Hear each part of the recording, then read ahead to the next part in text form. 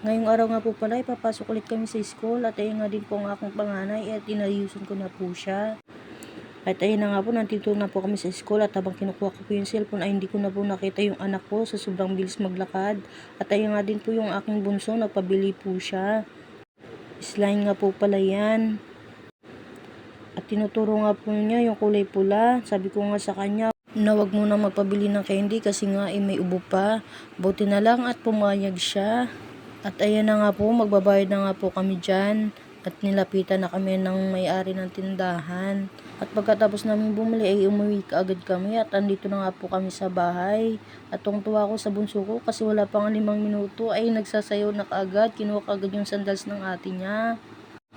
Ayan, pasayaw-sayaw pa nga po siya. At tuwang-tuwa pa po siya dyan sa salamin na yan. Paano ba naman kasi suot yung sapatos ng ate niya?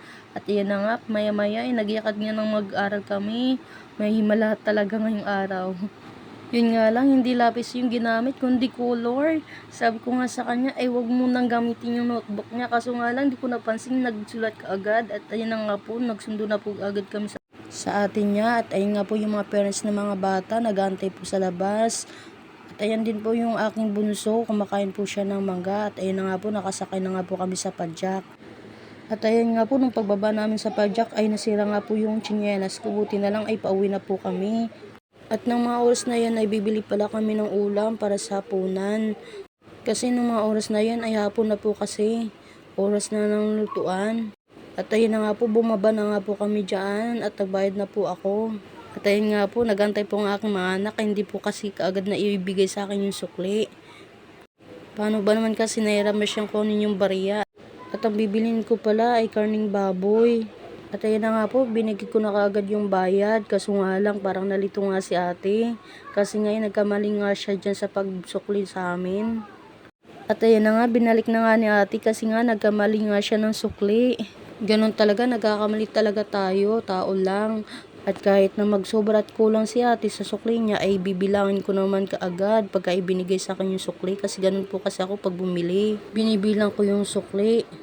Pag alam ko pong sobra yung sukli ko, ay binabalik ko po kaagad. Kasi nga, ipinaghirapan nila yan kahit na piso yung sobra. Kasi masama din kasi yung manglalamang sa kapwa. At laging nangyayari yan sa akin, laging sobra yung sukli, yung mga tindahan na binibilhan ko. At binabalik ko kaagad.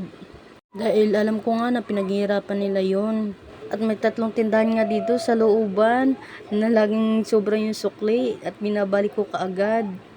Shout out po sa inyo. Kaya ugaliin po natin na titignan natin yung mga sukli natin. Pag alam po natin yung sobra, ibalik po kaagad natin kasi nga ipinaghirapan nila yon. At lagi na po nating tatandaan na wag po tayong manglalamang ng kapwa natin. At paano tayo ibibliss kung manglalamang tayo ng kapwa, di ba? Yung iba kasi okay lang sa kanilang manlamang basta makikita. At ayun nga po, bumili nga po ako ng mga ingredients na gagamitin natin sa adobo. At ayun nga po, dadaan nga po kami sa prutasan. Hindi ko pa po alam dyan kung anong bibiling kong prutas. At buti na lang nakita ko po yung mangga. At ito na lang po yung aking bibilhin. 60 pesos nga po pala ang kalahati niyan. Bali, 4 na peraso nga po pala ang kalahati. At medyo kulubot na nga po siya kaya mura lang.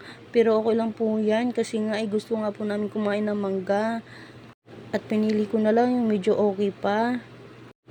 At habang ako namimili ng mangga ay tinignan ko nga po yung saging kaso nga lang medyo itim na. Kaya mangga na lang po yung aking binili. Grabe, sobrang mahal ng mangga no. Pero dahil nga gusto nga natin kumain ng mangga ay for the go na. Kakainin natin to kahit di masyadong maganda. Ang importante ay nakatikim tayo, di ba? At pagkatapos nga po namin sa prutasan ay nagbili po kami ng ihaw-ihaw. Paano ba naman kasi nagutom yung aking panganay at ang aking bunso. Hindi pa kasi sila nakapagmerienda nung mga time na yan kasi nga ay medyo hapon na kami nagising. At ayun na nga po, nakasakay na nga po kami sa padjak. At ayan din po ang aking bunso, sobrang sarap na sarap dyan sa mangga. At nung mga time na yan ay 1 piraso pa lang aking nahiwa. At ayan na nga, pang second round na nga po yan. Abay, nagulat ako kasi nga halos sa kanya na yung 3 piraso at balat na lang talagang kinain ko. Ayan po siya, sarap na sarap po siya sa mangga. At pagkatapos kong ang hiwan yung mangga ay ninasikaso ko na kagad yung aming lulutuin na panghapunan. At binalatan ko nga po yung patatas dyan. At habang nagbabalat nga ako ng patatas ay napaisip ako sana kainin to ng anak ko. Mayaman kasi to sa potassium yung patatas. At pagkatapos kong ang balatan ay nilagay ko kaagad yung patatas sa adobong baboy. At hinalo-halo ko na kaagad kasi nga para maluto kaagad yung ating nilulutong adobo. At ayan na nga po, luto na po yung ating adobong baboy. Hanggang sa muli po, maraming salamat.